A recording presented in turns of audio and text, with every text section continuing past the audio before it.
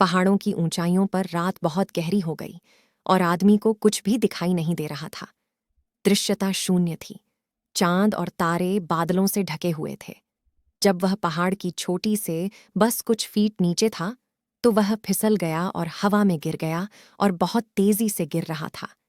जैसे ही वह नीचे गया उसे केवल काले धब्बे दिखाई दे रहे थे और गुरुत्वाकर्षण द्वारा खींचे जाने की भयानक अनुभूति महसूस कर रहा था। वह गिरता रहा और उन अत्यंत भय के क्षणों में उसे अपने जीवन की सभी अच्छी और बुरी घटनाएं याद आ गईं।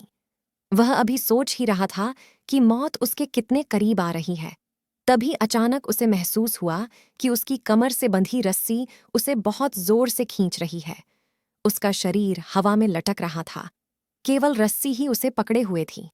शांति के उस क्षण में उसके पास चिल्लाने के अलावा कोई विकल्प नहीं था। भगवान मेरी मदद करो।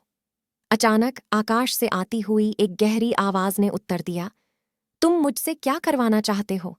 भगवान मुझे बचा लो। क्या तुम्हें सचमुच लगता है कि मैं तुम्हें बचा सकता हूँ? बेशक, मुझे विश्वास है कि आप कर सकते हैं। तो फिर अपनी कमर से बंधी रस्सी काट दो। चुप्पी का एक पल था। वह क्षण बीत गया और उस आदमी ने अपनी पूरी ताकत से रस्सी को पकड़ने का फैसला किया।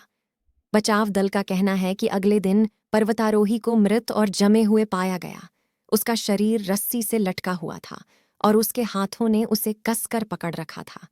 वह जमीन से केवल 1 फुट की दूरी पर था। हम अपनी रस्सियों से कितने जुड़े हुए हैं? क्या हम उन्हें जाने देंगे? भगवान पर कभी संदेह मत करो।